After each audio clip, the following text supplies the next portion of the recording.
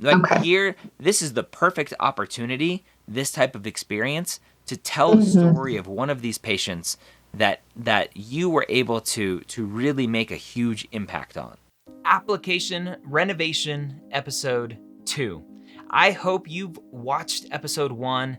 You've seen how I've gone through an application to really break down how an admissions committee may be looking at your application. What should you avoid? What should you put in an application to make sure that they know something about you? That's what we're going to cover today in Episode 2, breaking down another application of a student who didn't get in to medical school.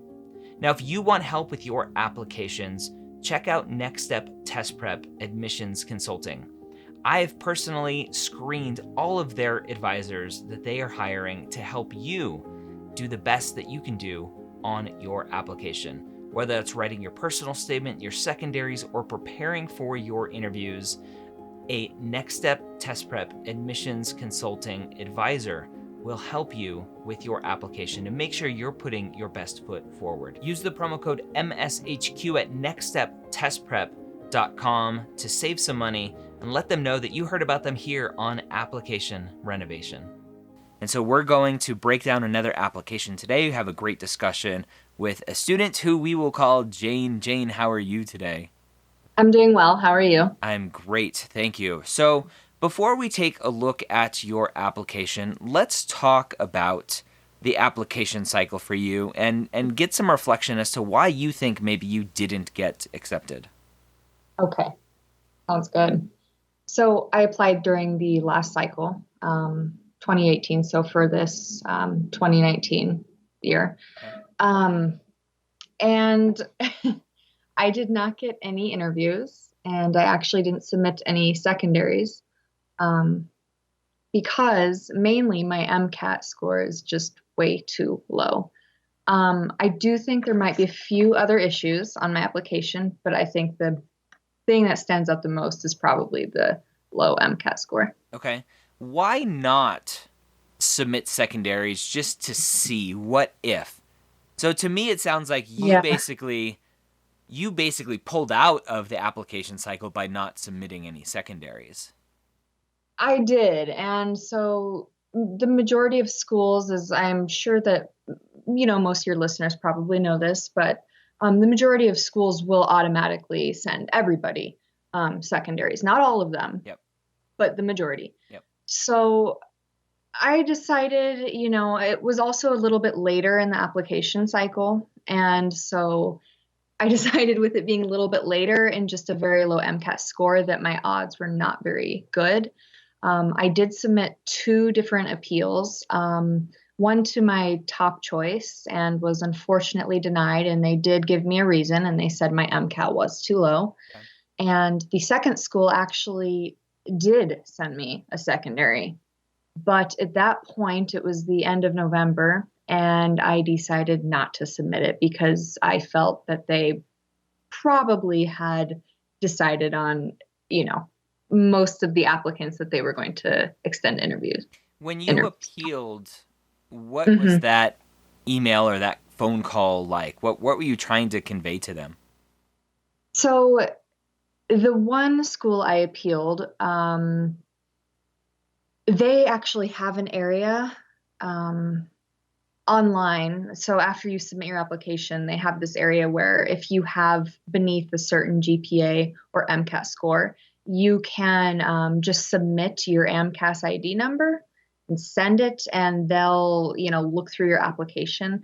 Unfortunately, you don't really get to provide them with any further information. I suppose I could have emailed them separately, but they ended up emailing me back a few weeks later and extending that secondary. Okay. Okay. Go ahead. I'm sorry. No, go ahead. You mentioned that the MCAT was one of the biggest reasons why you don't think you were successful. One of the reasons why you didn't actually submit secondaries for schools. Yes. And then you mentioned that there are some other weaknesses in your application. What do you think those weaknesses are? So I have some grades that aren't very good. Okay. Some pretty bad grades, Okay. Fortunately. I actually had a 3.5. My cumulative GPA was a 3.5 on my college transcript. And when I went through AMCAS and submit my grades, it dropped to a 3.2. So that dropped pretty significantly. Okay. What happened freshman year? I'm looking at your application right now, and you have Yeah. 1, 2, 3, 4, 5, 6 withdrawals here freshman year. Yep. So I have quite a few W's on my transcript. One of my good friends ended up dying in 2010. My paternal grandfather also passed away that year as well. Okay. So rough times. And a lot of Yes. students will look at this and go, "Oh, like this is going to be a problem." And it usually isn't. The normal human being Yeah. is going to look at this and go, "Something happened here." Yeah. And you were smart enough to just step away. And luckily it Exactly. was early enough that you were able to withdraw. No harm, no foul, kind of reset yourself. Yes. And so that's okay. That for the majority of people reading an application isn't going to be a red flag. They'll probably ask what happened, I'm but it's sure. not going to be a big issue. Okay. All right, so looking through here, freshmen, some A's, some B pluses. College physics kind of bit you pretty hard with a D plus. It did. Yeah. Physics. I did not get along And with you physics. repeated it again and got an F. So that's not Yes. very good. No. So Uh, physics, I actually think I took that class 3 times, and okay. unfortunately, um, and it sounds like just an excuse, but I guess I've had a lot of death, experienced a lot of death during undergrad. My maternal grandmother died in 2013 when I was taking classes, not an excuse, but and then my maternal grandmother, maternal aunt, both died in 2014. Okay. So all of those deaths just kind of they did. Yeah, they did. Yeah. Okay. It's expected. That's okay. Yeah. All right. So I want to look through here. So we saw the D plus, an F Yes. for college physics 1, Yes. another D plus for college physics 1. Hmm. All at the same school. Yes, all at the same school. Okay. So there's going to be a really big issue potentially. It doesn't look like you ever took physics 2. So I was enrolled in physics too, and that was during one of my harder semesters personally, and I ended up withdrawing. Okay. So I took it for the majority of the semester, but decided to withdraw because I knew I wasn't going to receive a good grade. But I do have experience with the material, so Okay. I mean, But yeah. for a lot of schools, that's going to be a prereq, right? Yes. And so this is another issue with my application is I actually I didn't take chemistry. Um, and the Why not? reasoning for, yep. So a few years ago, I found out that a lot of well, not a lot, but quite a few of the MD schools are kind of moving away from the traditional prereqs. Yep. So they're not requiring specific courses. Okay. Um, There's a few schools like that. Not a lot. No. So I believe I counted, I went through the MSAR probably last year, and I think there were at least 20. Okay. 20 MDs. Okay. MD schools. And I was already at a point in my schooling where I just made the decision that, it'll be fine. I'll be fine without the chemistry. I'll just study for chemistry and take the Mcat. Yep. And And it didn't work out that way. It didn't work out that way. Okay. No, it didn't. So looking at your overall GPA, 2.1, 2.01 science GPA. Yes. Yes. And only 32 credits of science. Mm-hmm. And then a 3.58 all other GPA. So science kicks your butt. Other stuff doesn't. Certain fight. Yep. Your overall GPA somehow is above a 3, just because you don't have a lot of credit hours. And so for me, just right off the bat, I would tell you that you need to go back to take undergrad classes as a post-bac student. and Mhm. get a year of undergrad classes under your belt and get A's. Yeah. You need to And prove that you can handle science courses. Prereqs be damned, right? You still need to handle science courses. exactly. And you haven't proven that. And Mhm. then apparently we haven't looked at your MCAT score yet here. Your MCAT is a 488. Yeah, So very. and for that, for 99.99999% of Mhm. schools, is just not going to cut it. So No. so you've proven Mhm. that you just haven't figured out how to study sciences yet. Mhm. And I add yet at the end because that doesn't mean you can't at some point. No, And no. hopefully when you jump back into classes, people stop dying around you, right? I, yeah, there's not many left, so. Oh man. So, Yeah. yeah. You know, it honestly, I do feel okay with certain sciences, biology, anatomy, neurophysiology. Mhm. Um, but the physics and chemistry are, Yeah. yeah. Yeah. Did you ever reach out to a tutor, seek out any help? A little bit when I was taking physics. Okay. But Yeah. So didn't seem so much. if I were you, and I'm giving you advice now, so Hmm. I would jump back into the undergrad world. Hmm. If it has to be community college, it has to be community college.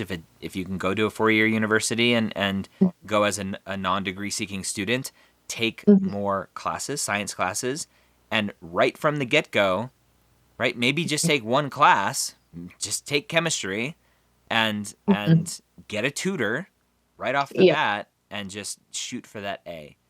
Build up your exactly. confidence, and then maybe 2 classes the next semester. Whatever you need to do to build Hmm. up the confidence, build up the skills to study the sciences and get good grades in the sciences. And Hmm. then that will hopefully translate into a good MCAT score.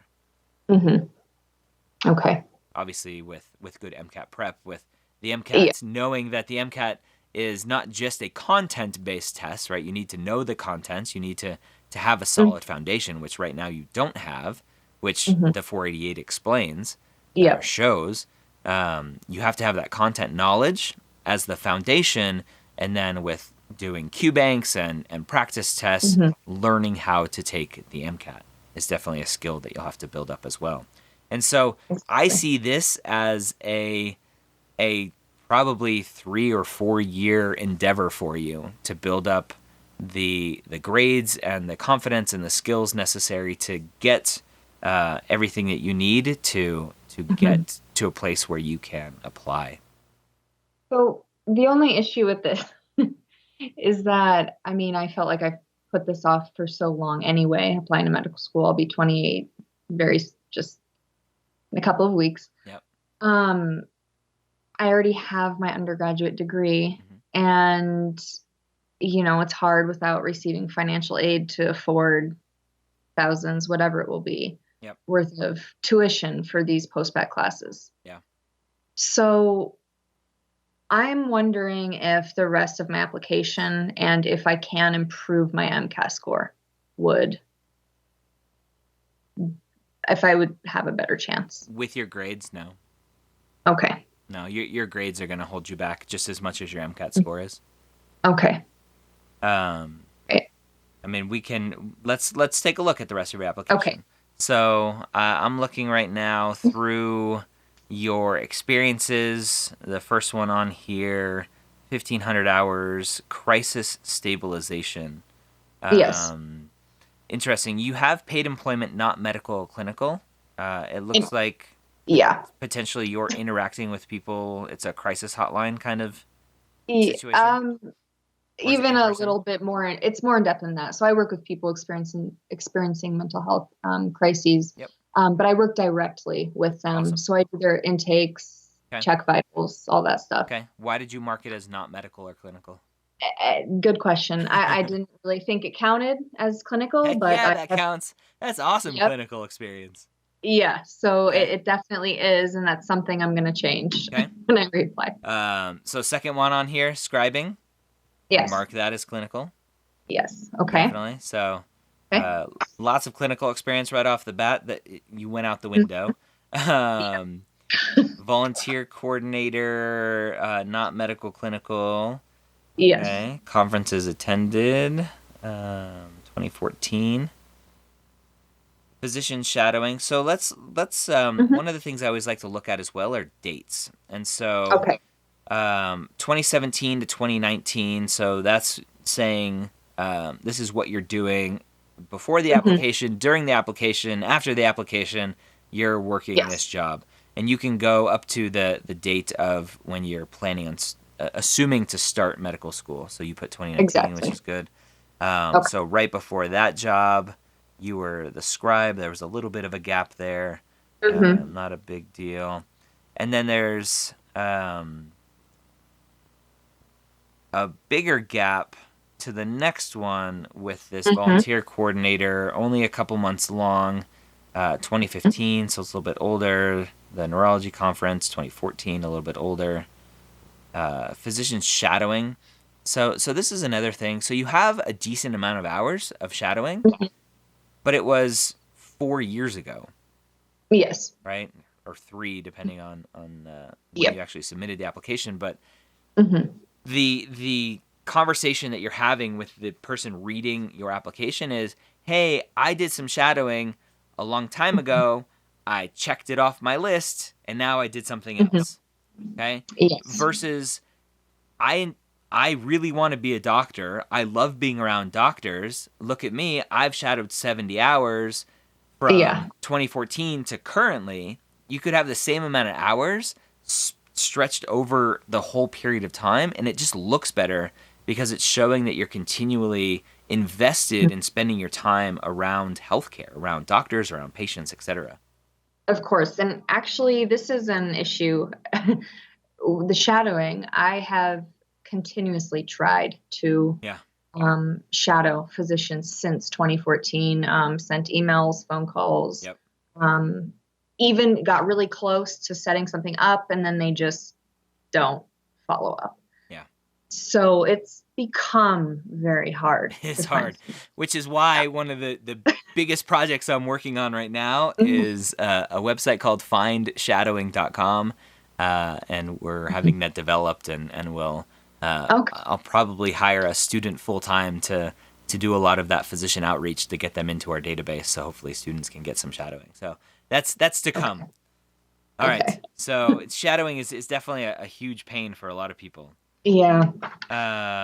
OR aid, medical clinical, great 400 hours. So lots of Mhm. clinical experience. Yes. American Red Cross is good. So we're getting into some older experiences here. Mhm. That's all right. Honors and awards. Miss Earth. Cool. Alpha, Gamma, Delta.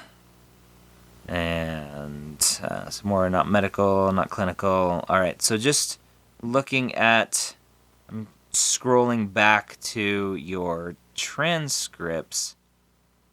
So you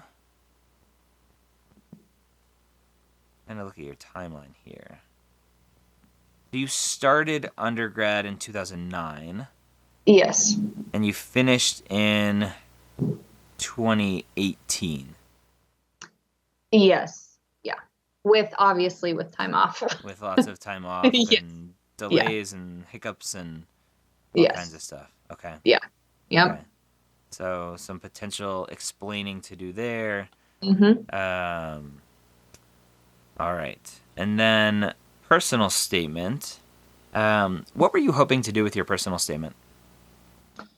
So I did want to address the poor grades in my personal statement, but just very briefly. So I kind of wanted to provide a background that would hopefully convey just everything that was kind of going on in my life during undergrad, but also convey why I want to go into medicine.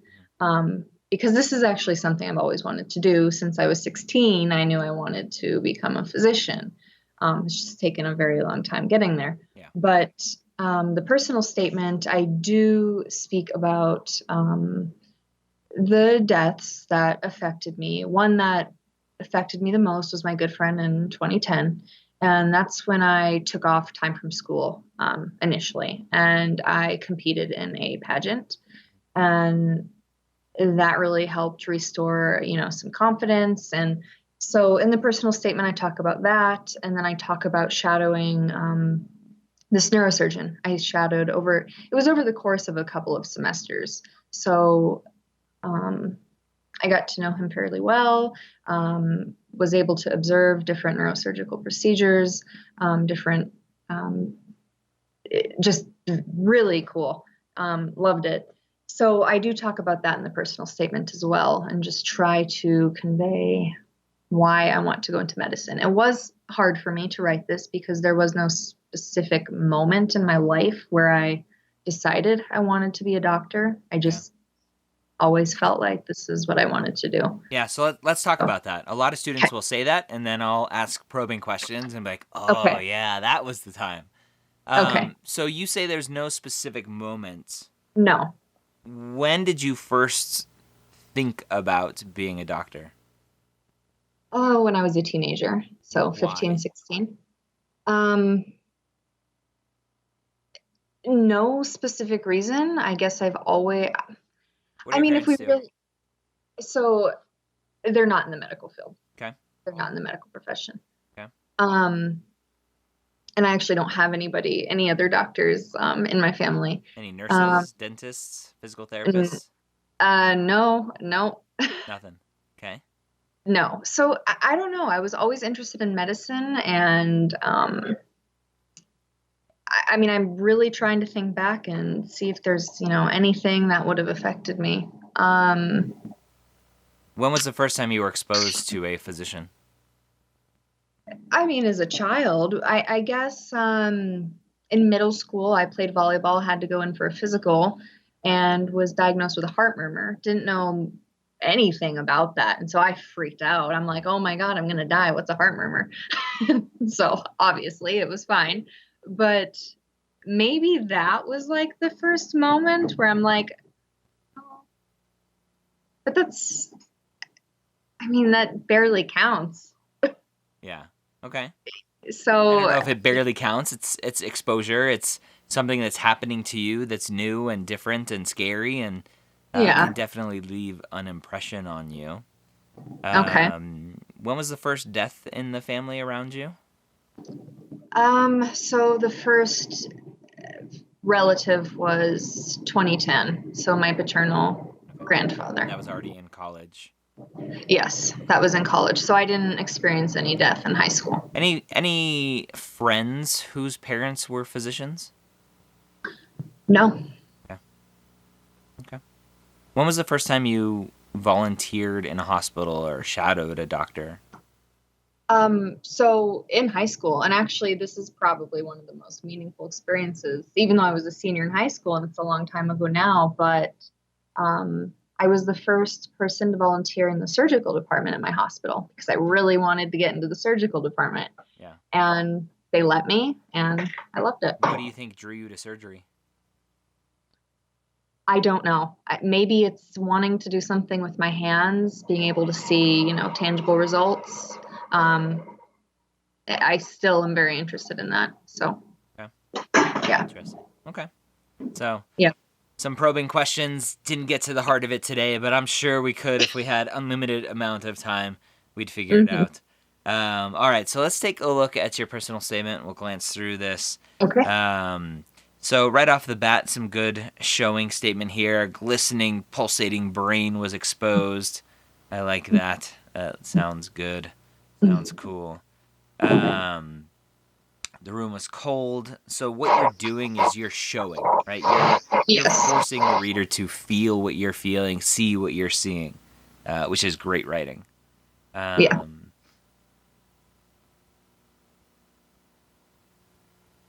So you're watching neurosurgery at this point.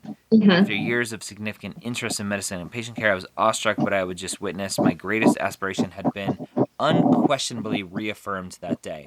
And so, without going forward, just glancing forward, it doesn't look like you continue on with this story. My question would be, okay, why? What was it about seeing that surgery reaffirmed your decision? Sure, you were awestruck, right? There are lots of cool things that kids and Yeah. adults see that's like, oh, like I'm awestruck, but that doesn't mean we go and want to go do that thing, right? I can be awestruck going to a like a junkyard, watching a car be demolished into this like tin can sized thing. I'm like, wow. Doesn't mean I want to go work at Yeah. a junkyard for the rest of my life. So I need more of the why behind what you're trying to tell me here. Okay. Okay.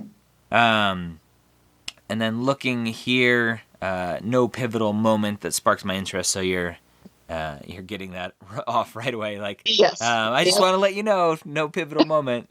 None of family members did not endure anything. And so I don't know if you need that, right? It doesn't really tell me anything other than a lot of students are like you. There's just, for some reason, you just want to do this. That's okay. Okay. It's for me as the reader, I'd rather you have something, but if you really don't, that's okay. Hopefully tell me the story, take me through that journey of what you've experienced, to show that this is what you want, even though we don't really have that pivotal moment. That's okay. So you enrolled in health professions, you were intrigued by clinical practice, patient care. Interesting. A teacher told you that you were going to be a physician someday, which is good. Were you good in sciences in high school? Yeah. Okay. Yeah. Okay. Okay. So this second paragraph that you have here doesn't really tell me much, and I'd probably just get rid of it. Okay. I don't think it really adds to your story. It just tells me, hey, I don't know why I want to be a doctor. I had a teacher tell me I was going to be a doctor, and life got in the way. And then you get into what happened with life. Yes. So 2019, close friend.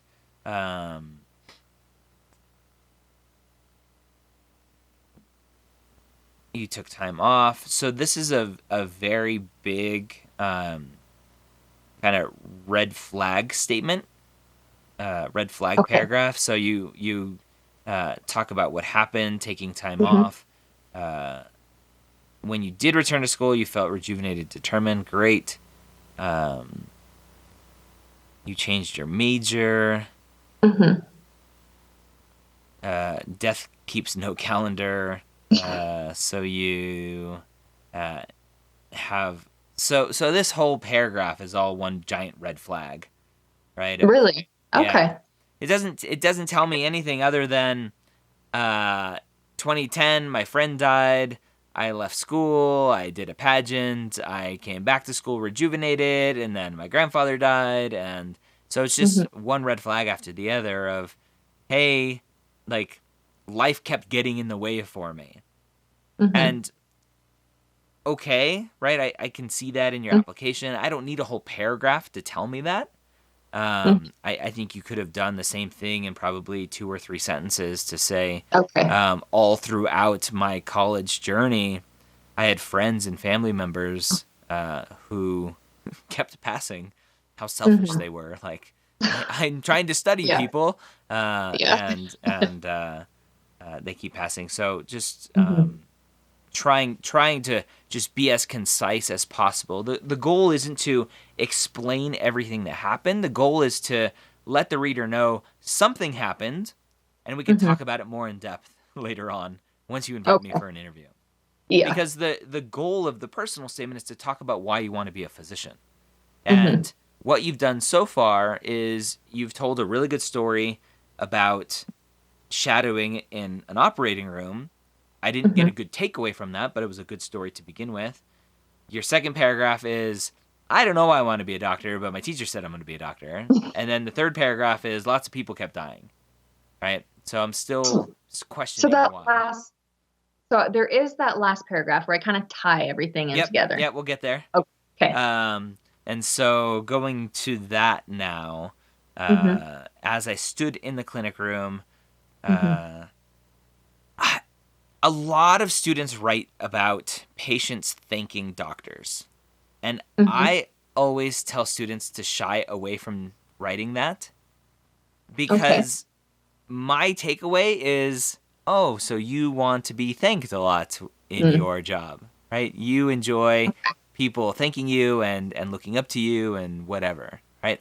I There's didn't even think of that. Yeah. there's Mm-hmm. and probably the majority of people reading it will just glance Mm-hmm. over it, but Mm-hmm. at the core, that's what I read. And ultimately, what's the point of telling me? That's true. Yeah. Right? Okay. If that is if that was what was so monumental for you to put in your personal statement, then that tells me that there's some aspect of you wanting to be a physician that you have up on a pedestal.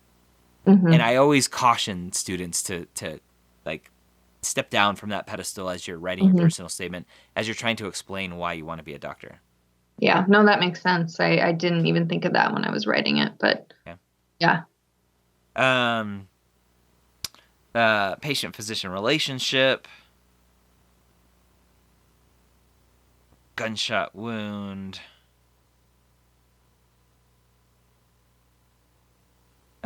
So you're talking about just loving kind of the science aspect of things, the neurological, psychological Yeah. thing. Yeah. Um,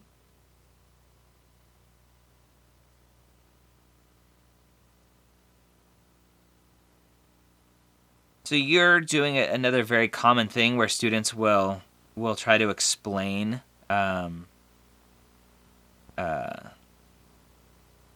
what it is that they think medicine is about. And so you Mm-hmm. talk about in that moment, I understood the responsibility of saving someone's life and why so much training is required. Yeah. Okay, what does that mean, right? What does that Mm-hmm. matter, right? Yes, a lot of training Yeah. is required. Um, so again, it doesn't really tell me why you want to be a Okay. doctor. You appreciated the medicine and surgical techniques of the case. Okay, again, okay. Mm-hmm. Uh, you learned what it takes to be an excellent physician. I don't know if I'd say that you learned what it takes to be an excellent physician. You saw a physician Yeah. taking really good care of a patient, but you Mm-hmm. don't know what it's going to take until you actually are one and in the heat of the That's true. moment and Yeah. all that stuff. So I always tell students to shy away from writing about. Mm-hmm. I understand what being a physician is like and blah blah blah. Mm-hmm. Um, and so the whole looks like the whole second part of this is kind of just explaining I know what it's like and medicine is changing. So you're basically explaining what medicine is like Mm-hmm. to somebody who likely is a physician or intimately Mm-hmm. involved in healthcare in some way. And so the explaining what medicine is like just isn't necessary. You don't need to go there. Okay. All right. And then you're you're basically trying to convince the reader, look, it's been 11 years since I knew I wanted to be a doctor and I still want to be a doctor. So you're trying to sell really hard. Like this is what I'm supposed to do. Um, you want to possess the ability to save people's lives. You like science, anatomy, physiology, pathology. Mm-hmm. Fascinating. You don't have to get to that I like science realm. Mm-hmm. Best and worst of humanity. It's funny. I think the last application renovation we talked about that as well. Oh, really? Yeah. Somebody talking about death and then birth and saying, "Oh, look, Oh, medicine has good and bad, and I'm ready for it all." yeah. Um, okay. So at the end of this, reading it, I'm still left with why. Why do you want to do this? Right? You haven't answered that core Mm-hmm. question. yes, you like it, Mm-hmm. but why? And you show that Okay. shadowing experience to begin with, which was great showing writing. And I just need more reflection as to why you want to do it. And then Okay. less of all of those red flags, make it much shorter so Mm-hmm. that you can continue to show experiences, putting yourself around physicians, putting yourself around patients to prove to the reader that this is what you want. Okay. Yeah, it's very hard to do. Yeah. Yeah. Yeah, when there's no specific moment, it was very hard to write. Yeah. Yeah. Okay. Mm. And then where are you a resident? Montana. Okay. So obviously Montana doesn't have a medical school. So University of Washington for whammy, I'm Yes. assuming. Yep. Wake Forest is good school. Rush, Georgetown, Drexel. So your school list on here was Mm-hmm. decent as far as kind of private schools Mm-hmm. and not necessarily um, uh, public schools, other than Yeah. University of Washington, which may seem weird, but as a Montana resident, E- for students who Exactly. don't know, they have the whammy program, which is cool. All right. So I think for you, really the biggest things for me, obviously MCAT and GPA. Yeah. Yeah. I don't think a good MCAT score is going to help you overcome your GPA. And honestly, I don't think you can get a good MCAT score without really going back to the fundamentals Mm-hmm. of those Yeah. beginning science courses. Even though you're looking at schools that don't have them as prereqs, Mm-hmm. you need that foundational knowledge to really do the best that you can do on the MCAT. Mm-hmm. That's true. Yeah. So, long road ahead, I think. But if this is what you're meant to do, then it's age is just a number, right? That's true. It Yeah. is what it is. Obviously, Yeah. financial implications are there, and that so community Mm-hmm. college is typically cheaper than four-year universities, so that may Mm-hmm. help if you look at community college. Um, Yeah. Yeah. what questions do you have for me? So, my first question was, do I have enough clinical experience? But I think that I do. I Mhm. think. Yeah, your experience doing the crisis stuff is Mm-hmm. definitely clinical experience.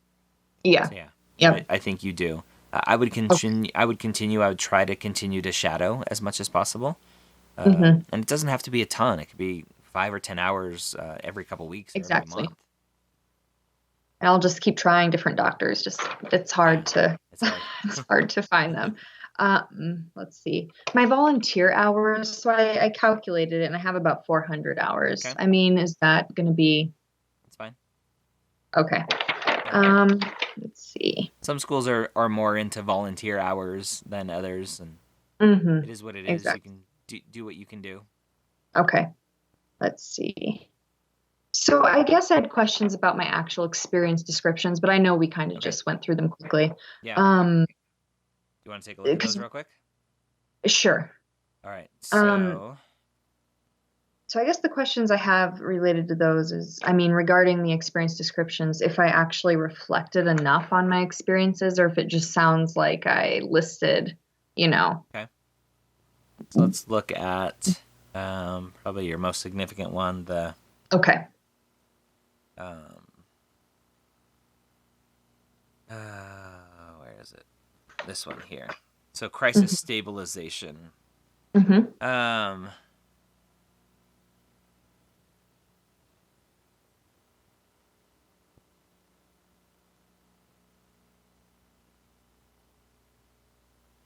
so your description. So this is the most meaningful one. So you have the 700 Yes. characters at the Mm-hmm. top, and then so you get 700 here and 1325 for most meaningful. Two separate essays, which is good. Your first one is all job description. And I felt like I had to do that for this because I don't think it's that the reader would necessarily know what that job entails just because, well, as you're reading the description, it entails a lot of different things. Yeah. Okay. Mm-hmm. And that's okay if you think you have to. That's fine. Okay. It's not something like EMT. It's like, well, I know what an Exactly. EMT does, right? So Yeah. if you feel like you have to do that, that's okay. Okay. And then let's get into most meaningful. So you initially started working. You looked forward, utilizing a knowledge I had acquired from my undergraduate studies in psychology.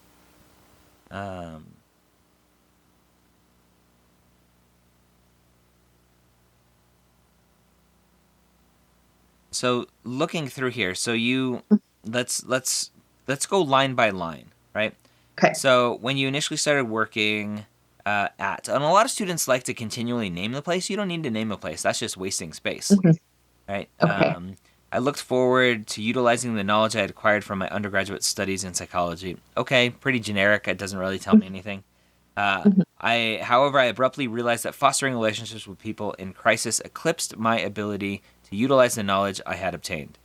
Again, generic, doesn't really tell me anything about you other than you're saying, "Hey, look at me, I can build relationships." Right? That's what I take away from it. Is you're trying to push that story on me. Mhm. Many of the clients I work with are not only seeking a safe place from the rigors of their life, but a sense of belonging and community. A generic statement, again, doesn't tell me anything about you, just tells me more about the place itself. The most beneficial service I can provide is simply listening, acknowledging their experience and feelings in a safe, non-judgmental space. So again, pretty generic. Again, trying to sell me that, look, I can build a relationship. I'm non-judgmental. I can communicate. And that's where a lot of students will take their experiences and say, okay, I know that being a doctor involves empathy and communication and being non-judgmental, and they Mhm. craft their experience descriptions around those themes, thinking that the reader is going to go, oh, look, she is non-judgmental, done. She is empathetic, done, right? Oh, look, she met all of our checkboxes. Let's invite her for an interview. Mhm. Right? That's not the goal of these things. The goal is to show your impact on the position, show the position's impact on you. Like Okay. here, this is the perfect opportunity, this type of experience, to tell the Mhm. story of one of these patients that you were able to really make a huge impact on. You Okay. you I mean, give yeah, I them a definitely have name, stories. you Yeah. give them a fake name, you put it in quotes, you make the reader see that patient, feel that patient, and Mhm. see what you did and feel what you did. That's what Okay. leaves a meaningful, impactful story with the reader. Mhm. And just one example would be enough. One patient. Yeah, because you only have 1,325 characters, and so it Exactly. goes pretty Yeah. quick. Yeah. Okay. Um, uh, a lot of students, what you did here, I have come to appreciate and understand the amazing resiliency people can exhibit in the face of trauma, Mhm. right? What you've Mhm. learned is a very common thing that students like to write about Mhm. in their descriptions. I don't really care about what you learned, right? I learned that Yeah. being a good physician means blah blah blah. Mhm. Okay, right? Good for Mhm. you. I want to get more in depth into kind of your experiences and not necessarily what you learned, because again, it comes from a point of I'm trying to help you check off the boxes that I think you have. And so I'm going to Mhm. tell you that I learned this, and you're going to check off that box and invite me for that interview. Mhm. Okay. Okay. Yeah, that makes sense. So storytelling as much as possible. Okay. Scribing, again, I would tell the story of a Yeah. patient. Um, Okay. those experiences. Less Okay. less job description, more storytelling. Okay. All right. Okay. So I think all of the other questions I had were answered. All right. Very Yeah. good. Another successful application renovation for you. Yes. All right. Well, thank you for coming on and sharing your Mhm. experiences and your application, and good luck Mhm. to you. Yeah. Thank you. I hope it helps. Yeah.